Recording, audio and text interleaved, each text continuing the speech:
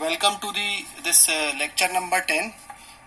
This lecture I am making on the paper. ठीक है.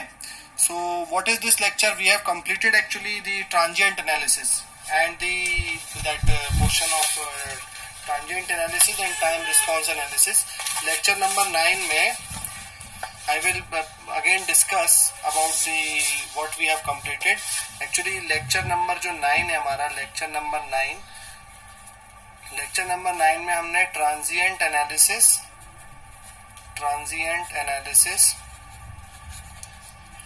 And time response analysis ये हमने कंप्लीट कर लिया है. टाइम रिस्पॉन्स ये था डीसी सर्किट एनालिसिस, ये थी DC circuit analysis. AC circuit analysis we have already studied students. AC circuit analysis we have studied in our first year. तो अब हम पूरा डिटेल में नहीं जाने वाले हैं, लेकिन अब एसी सर्किट एनालिसिस की जरूरत क्यों पड़ रही है? क्योंकि यूनिट नंबर 2 में थ्योरम्स को पढ़ने के लिए हमें we need to study inductor and capacitor behaviour with AC. तो चलो थोड़ा सा देखते हैं इसको. Lecture number 10 is AC circuit analysis. पहले थोड़ी सी ये चीज देख लीजिए.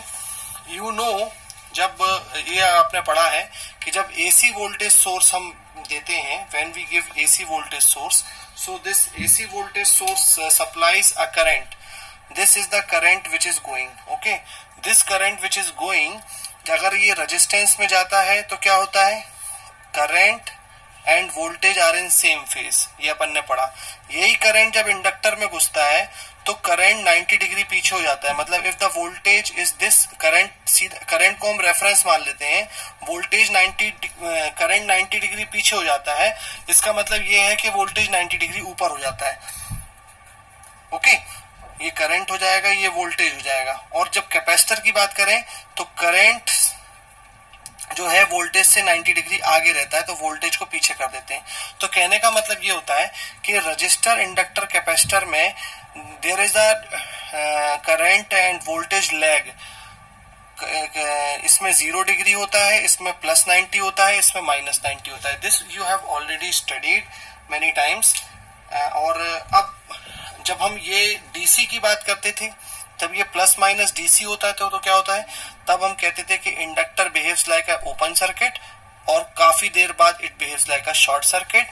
Capacitor behave like a short circuit at t equal to 0 और ओपन हो जाता है at t equal to infinity. तो अब हमने वो वाला जो पोर्शन था डीसी सर्किट एनालिसिस उसको एंड कर दिया है. अब हम अपना एसी सर्किट एनालिसिस स्टार्ट कर रहे हैं. तो एक डायग्राम बनाते हैं थे हम. ये डायग्राम, ये सब प्रीवियस रिवीजन है जो मैं बता रहा हूँ. इस डायग्राम के अकॉर्डिंगली अगर ये करंट है तो voltage of the register is in same phase. Inductor में अगर वोल्टेज देखेंगे तो 90 डिग्री प्लस होगा, 90 डिग्री प्लस, और कैपेसिटर का वोल्टेज 90 डिग्री पीछे होगा. दूसरी तरफ से जो पढ़ाया जाता है वो ये कि वो current lags the voltage by 90 degree. Current 90 degree से लैग करता है इंडक्टर में. ठीक है, इसी वजह से जो हम एक इम्पीडेंस ट्राइंगल बना सकते हैं. इम्पीडेंस ट्राइंगल का मतलब होता है जो रेजिस्टेंस की वैल्यू होती है वो आती है इस एक्सिस पर. क्वाड्रेंट अगर हम बनाए ऐसा पॉजिटिव और नेगेटिव, ये पूरा कंप्लीट क्वाड्रेंट अगर बनाया जाए तो इस क्वाड्रेंट में देखो ये वाली जो लाइन होती है ना, इसको बोलते हैं रियल एक्सिस, और ये परपेंडिकुलर लाइन जो होती है उसको बोलते हैं इमेजिनरी एक्सिस. तो जो रजिस्टर होता है ना, रेजिस्टेंस, ये रियल एक्सिस पे आ रहा है, इसलिए रेजिस्टेंस की वैल्यू हमेशा रियल नंबर होगी. Resistance is always real number. Resistance is always real number, ये याद रखिएगा. ऑलराइट. और अगर मैं इंडक्टेंस की बात करूं तो इंडक्टेंस का वोल्टेज कहाँ डेवलप हो रहा है?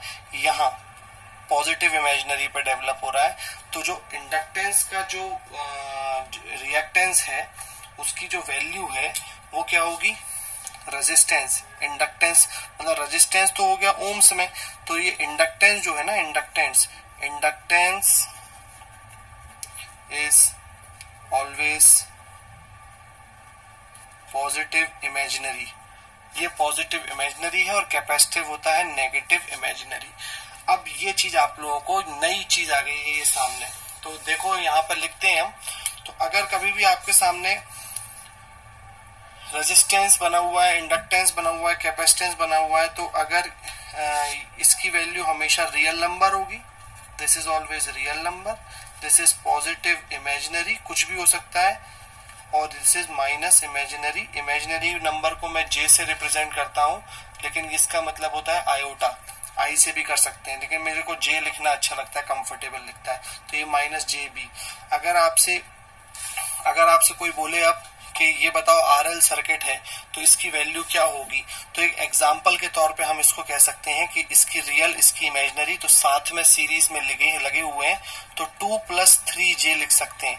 अगर 2 + 3j लिखा है एग्जांपल के तौर पे, तो यानी कि रियल नंबर रेजिस्टेंस की वैल्यू 2 है और इंडक्टेंस की वैल्यू 3 है।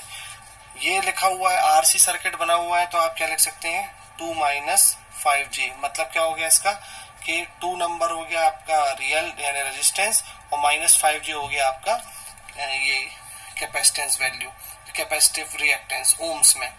और आर एल सी अगर तीनों लगे हैं तो ये रियल होगा 2, ये है मान लो 3j पॉजिटिव, और ये मान लो -5j, तो नेट हो जाएगा 2 + 3j - 5j, तो नेट रिएक्टेंस हो जाएगा 2 - 2j। एक तरीके से देखा जाए तो ये आरएलसी सर्किट जो है वो अब आरसी सर्किट बन चुका है। अब अगर मैं आपसे एक होमवर्क के तौर पे बोलूं तो ये कमेंट बॉक्स में करिएगा। एक बॉक्स है, इस बॉक्स का जो रेजिस्टेंस, इस बॉक्स के, अच्छा पहली बात तो ये, जब हम टोटल लिखते हैं इस टोटल वैल्यू को बोलते हैं impedance. Impedance consist of resistance, inductance, capacitance value, तीनों वैल्यूओं को जब एक साथ लिखा जाएगा तो उसको इम्पीडेंस बोला जाएगा। तो ये है इम्पीडेंस, ठीक है। अब अगर मैं आपसे बोलूं Z = value, Z is known as impedance. अगर मैं आपसे बोलूं इसके अंदर एक बॉक्स है जिसकी वैल्यू है 6 - 8j, आपको मुझे कमेंट ये करना है कि आपको बताना है बॉक्स के अंदर कौन सा सर्किट है, आरएल है कि आरसी है कि आरएलसी है, और उनकी वैल्यूज क्या है, आर की वैल्यू क्या है, या जो भी आपको पता है। इस वैल्यू को देख के इस बॉक्स के अंदर इन तीनों में से कौन आएगा, you have to guess and you have to answer me. Okay, so अब आप क्लियर हो गया है आपको कि inductor is known as positive imaginary, capacitor is known as negative imaginary. और अब हमें इसी चीजों की स्टडी करनी है अच्छे से, और इन चीजों की स्टडी को, एसी सर्किट एनालिसिस की जो प्रॉब्लम है उसका बेसिक फंडा ये था जो मैंने आपको क्लियर कर दिया है यहाँ पे। अब इसमें सेकंड एक और चीज बस आपको क्लियर होनी चाहिए, और वो है मेथड एनालिसिस टू सॉल्व। कुछ मेथड्स हैं, के मैश एनालिसिस, ये आपने पढ़ी हुई है ऑलरेडी फर्स्ट ईयर में, and also you have studied nodal analysis. Mesh analysis based on KVL and nodal analysis based on KCL. ये दोनों की दोनों analysis we will apply on this circuit now. और ये matrix method, this is the new method which I will teach you now. Before starting completely this AC circuit analysis, numerical problems, ये और आगे बढ़ने से पहले बस AC circuit analysis के लेक्चर नंबर 10 और 11 ही रहेंगे। आई थिंक क्योंकि because in detail we have studied in first year, और अभी फिलहाल बस हमें इतना ही जानना था कि रेजिस्टेंस, इंडक्टेंस एंड कैपेसिटेंस को हम, इम्पीडेंस को हम पॉजिटिव और नेगेटिव इमेजिनरी और रियल नंबर से डिनोट करते हैं, और साथ में अगर इस तरीके की कोई वैल्यू लिखी है तो उसमें आ जाएगा इस तरीके का इंट्रोडक्शन। इसलिए देखो मैंने लिखा हुआ है हेडिंग में, AC circuit analysis introduction to complex numbers. Complex number का इंट्रोडक्शन आ गया है। तो आज के वीडियो में इस तरीके की स्टडी को, ये जो कॉम्प्लेक्स नंबर की जो स्टडी अगर आ जाती है तो इसको हम लोगों को दो फॉर्म में स्टडी करना है, एक रेक्टेंगुलर फॉर्म, एक पोलर फॉर्म, और साथ में आज के वीडियो में we will study these 3 analysis. अगर ये video, if this video will go lengthy, तो मैं क्या करूंगा कि मैं 3 लेक्चर में कवर करूंगा, lecture 10, 11 and 12 AC circuit analysis को। लेकिन आगे बढ़ने से पहले कॉम्प्लेक्स नंबर्स का सॉल्यूशन, जो मेन इंपॉर्टेंट चीजें हैं जो आपको जरूरत पड़ेगी, वो कैसे करेंगे, this I will tell you, और साथ में ये मेथड। उसके बाद हम न्यूमेरिकल्स पे आएंगे, और एसी सर्किट एनालिसिस में और क्या क्या पता करते हैं वो न्यूमेरिकल्स में ही क्लियर होता जाएगा। ओके, तो सबसे पहले अब हम क्या करते हैं, अभी ये वाली मेथड पढ़ने से पहले let us examine this system. तो देखिए सपोज यू हैव गिवन, अब हम पढ़ने जा रहे हैं complex numbers. We need to study complex numbers. Complex number are we have to study in two forms. One is the rectangular form, कई लोग उसको कार्टेशियन फॉर्म भी बोलते हैं, rectangular form, and the other one is your polar form. Rectangular form and the polar form. Alright, तो क्या हुआ इसका मतलब? सपोज कीजिए, suppose if you have resistance and inductance, so the value will be approximately, हम कोई assume कर लेते हैं सॉल्व करने के लिए. Resistance is suppose 2 ohms, inductance is suppose plus j 5 ohms. This is the value. तो what is the impedance? Impedance Z will be equal to 2 plus 5j. This is the impedance, net impedance. तो if somebody will ask you कि बताइए इसको polar form में कैसे convert कर सकते हैं, how you can convert it into polar form, तो ये आपको आना चाहिए. तो पोलर फॉर्म क्या होता है? This you can do in 2 methods. One method is your calculator. Calculator is the very very easy method, जो मैं आपको कैलकुलेटर आपको already I have teached you, और अगर नहीं आता है तो कमेंट बॉक्स में यू कैन कमेंट मी कि एक सर कैलकुलेटर सिखा दीजिए, तो I will teach you the calculator process also of converting this rectangular form to the polar form. और यहाँ पर सेकंड मेथड है आपका जो मैं अभी बता रहा हूं. देखिए कुछ नहीं कीजिए, पहले पोलर फॉर्म का रिप्रेजेंटेशन समझते हैं. Polar form is represented as r angle theta. This is polar form where r is the, ये क्या है? r angle theta. r is your magnitude and theta is the angle between real and imaginary line. Okay, तो ये बताता हूं मैं, real और imaginary line नहीं, real theta is the angle between real and concluding line होना चाहिए. अब ये मैं आपको बताता हूं यहाँ पे कैसे. ओके, तो देखिए जैसे ये चीज मैंने ऐसे ड्रॉ करी, तो यहाँ पे मेरा रियल नंबर इज 2 और इमेजिनरी इज 5. तो real number is 2, imaginary number is 5.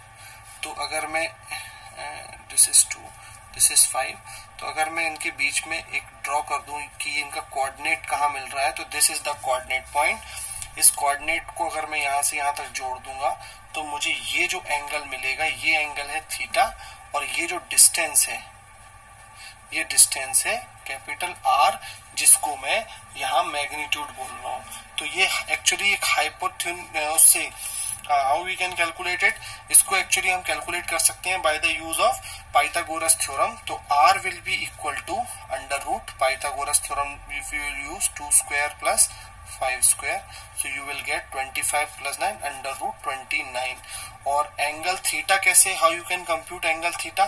Theta के लिए अगर हम tan थीटा लगा देते हैं यहाँ पर, तो for theta apply tan theta, तो tan theta is equal to मुझे मिल जाएगा परपेंडिकुलर, और ये जो परपेंडिकुलर है दिस इज दिस वैल्यू 5, यानी कि परपेंडिकुलर इज इमेजिनरी लाइन, यानी 5 upon real number 2. tan perpendicular upon base होता है ना, तो therefore theta will be equal to tan inverse 5/2.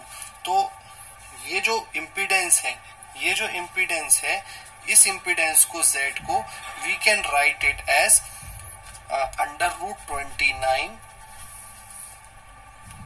Angle theta.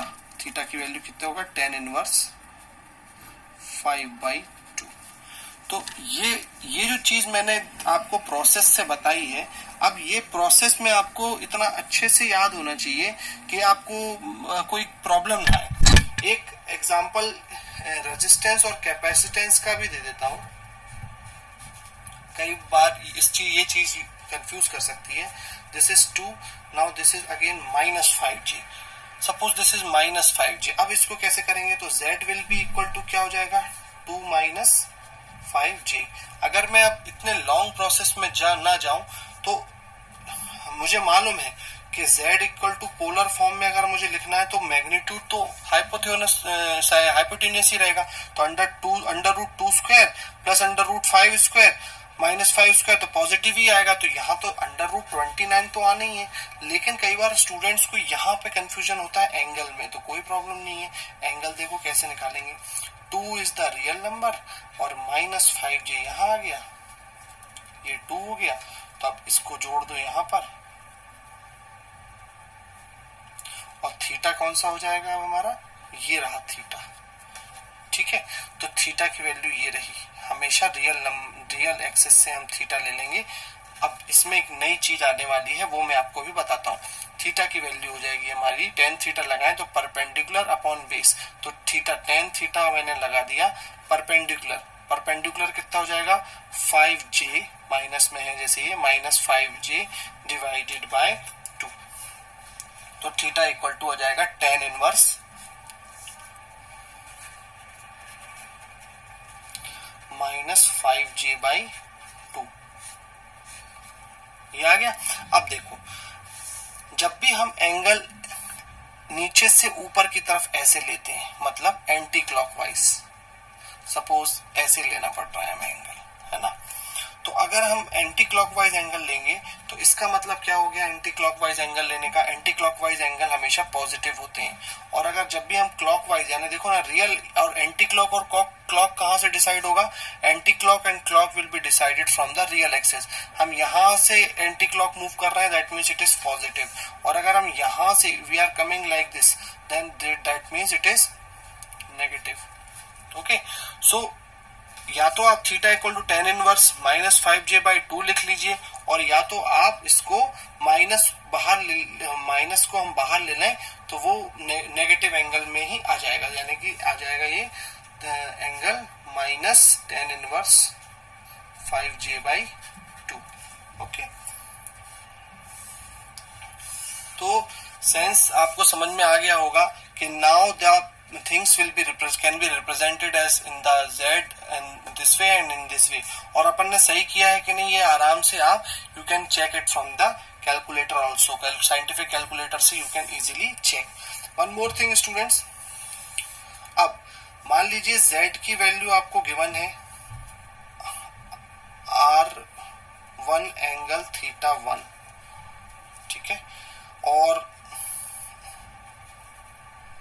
Now कुछ भी ऐसा होता है कि हम पोलर को मल्टीप्लाई करने की अगर बारी आ रही है तो कुछ रूल्स हैं, देयर आर सर्टेन रूल्स, और वो 2 रूल आप इंपॉर्टेंट बस याद रखिए कि अगर r1 angle theta 1 into r2 angle theta 2 कहीं आता है, यानी कि हमने जो z की वैल्यू निकाली है RLC सर्किट में, मान लो this is Z1, this is Z1, this is Z2, ये हमने निकाली है। अगर हमें इन दोनों को मल्टीप्लाई करना है तो क्या होगा, तो पोलर फॉर्म में मल्टीप्लाई करना है तो कैसे होगा, r1 angle theta 1 into r2 angle theta 2 हो जाएगा r1 r2 angle theta 1 plus theta 2, मतलब मैग्नीट्यूड्स का मल्टीप्लाई और एंगल में common theta 1 plus theta 2। And the second one is division, अगर r1 angle theta 1 plus r2 angle theta 2 है, divide में है, तो आपका आ जाएगा r1 बाई r2। ये तो जो सेम प्रोसेस मैग्नीट्यूड में रहेगी, जैसे r1 इंटू r2 किया मल्टीप्लाई में तो r1 बाई r2 सेम रहेगी, लेकिन जो एंगल है वो हो जाएगा अपर एंगल थीटा 1 माइनस थीटा 2। ये 2 इंपॉर्टेंट हो गए। अब कई स्टूडेंट्स पूछते हैं कि सर अगर r1 angle theta 1 plus r1 angle theta 1 third है, मान लो ये, प्लस r2 एंगल थीटा 2 है, तो क्या मेरे फॉर एग्जांपल के तौर पे 2 angle 30 degrees plus 4 angle 15 degree है, दिस इज द क्वेश्चन। तो क्या सर मैं इसको कर सकता हूँ 2 प्लस 4 6 और 30 और प्लस 45 ये 45 लिख सकता हूँ क्या, तो this is wrong, this is totally wrong, ये रॉन्ग है, गलत है। तो सही क्या है, तो 2 एंगल 30 को आपको सबसे पहले कन्वर्ट करना पड़ेगा, काय में, रेक्टेंगुलर फॉर्म में, रेक्टेंगुलर फॉर्म में you need to convert it. अब कैसे कन्वर्ट करेंगे, तो याद रखो, जब जैसे मैंने z को कन्वर्ट किया है, z को रेक्टेंगुलर को मैंने पोलर में कन्वर्ट किया है, वैसे you should know how to convert polar to rectangular. तो यहां पर हमको polar to rectangular, polar form to rectangular form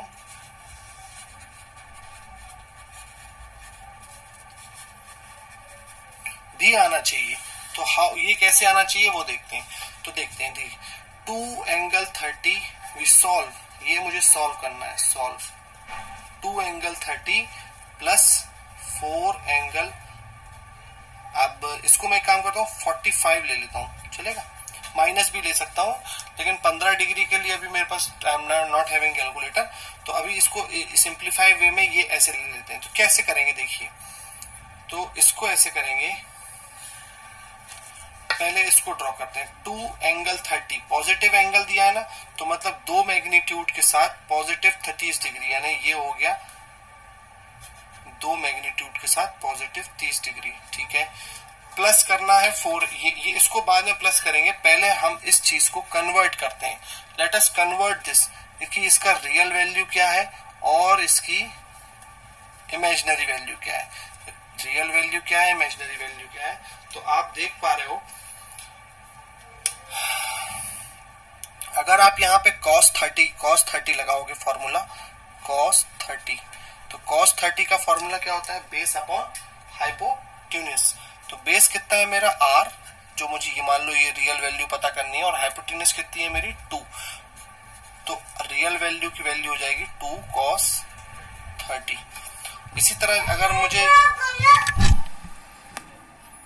अभी इमेजिनरी कंटेंट को कैसे पता करेंगे हम, तो साइन थीटा लगा देते हैं। तो साइन थीटा 30 डिग्री, साइन 30 क्या होता है, परपेंडिकुलर अपॉन हाइपोटेन्यूज, और ये परपेंडिकुलर क्या है, ये डिस्टेंस है ना, तो परपेंडिकुलर को हम इमेजिनरी क्वांटिटी को आई लिख लेते हैं, 1 मिनट के लिए ज्यूम कर लेते हैं, आई अपॉन 2, तो आई की वैल्यू आ गई मेरी 2 साइन 30।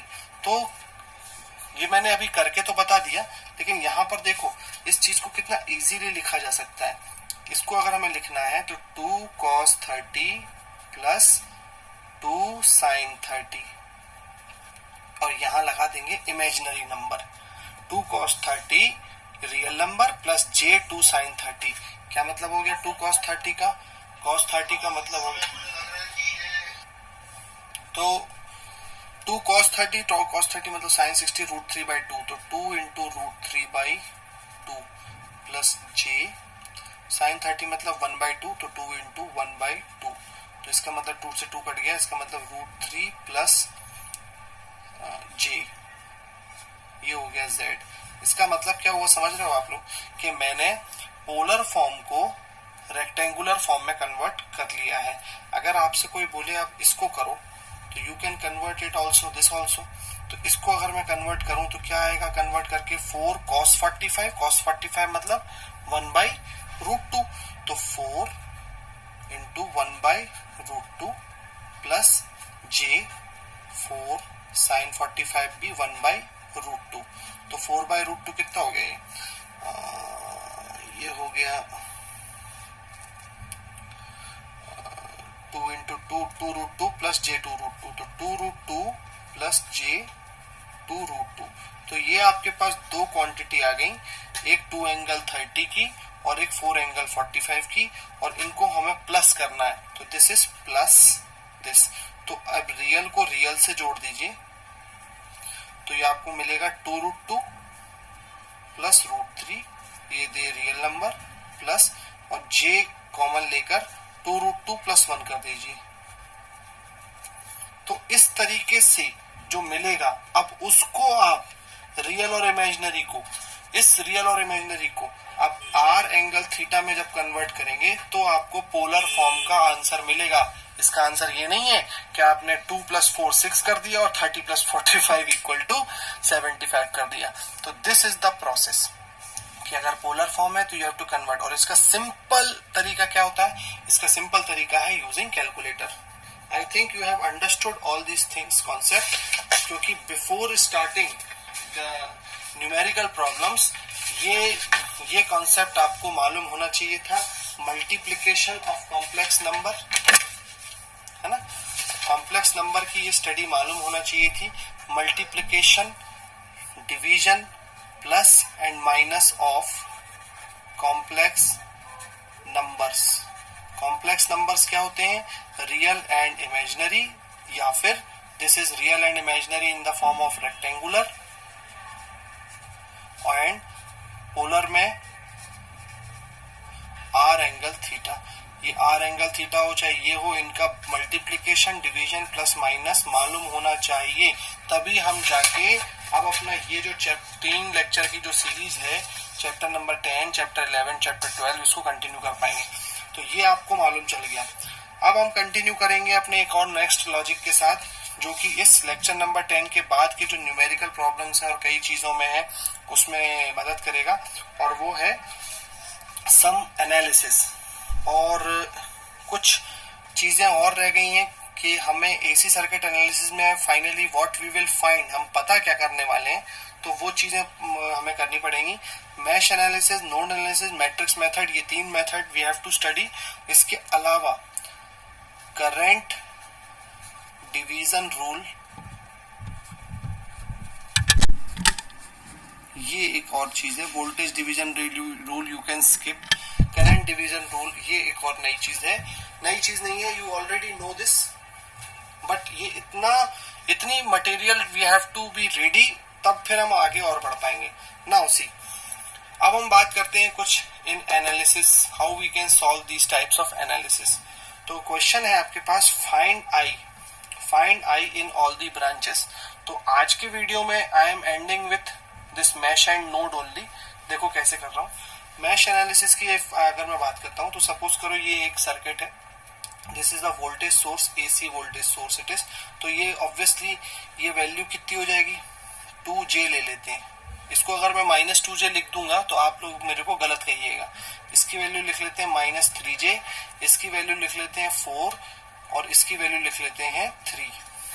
करेक्ट।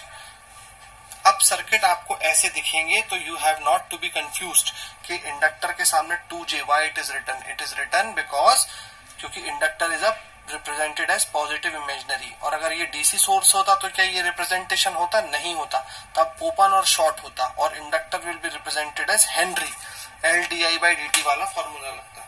ओके, तो अब हम इसमें क्या कर सकते हैं, मैश एनालिसिस क्या होती है? मैश एनालिसिस का मतलब होता है हम सबसे छोटी छोटी क्लोज लूप आइडेंटिफाई करेंगे। तो इसमें कितनी स्मॉल लूप्स हैं? एक 1, this is the smallest loop, 2, this is the smallest loop. तो 1 loop is this, 1 loop is this.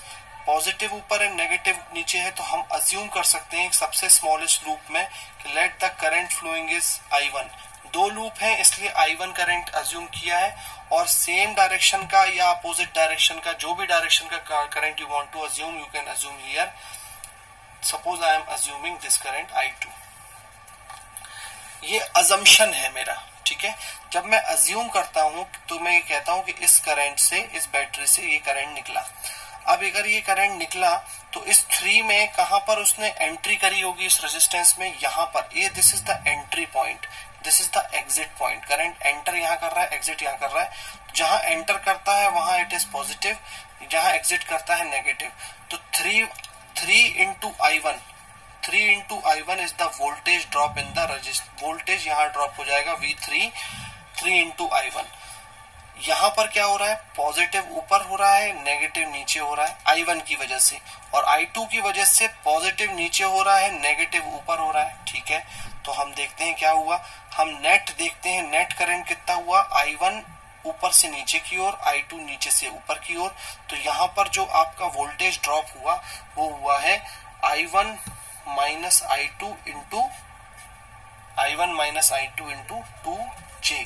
तो अगर आपको अब सिर्फ इस इक्वेशन में आपने वोल्टेजेस पता कर लिए हैं कि इसमें एक वोल्टेज सोर्स लगा है V, इसमें V3 3 ओम में ड्रॉप हुआ और V2J इस इंडक्टर में ड्रॉप हुआ, तो ये वोल्टेज की जो एनर्जी है वो इन दोनों लोगों ने ली।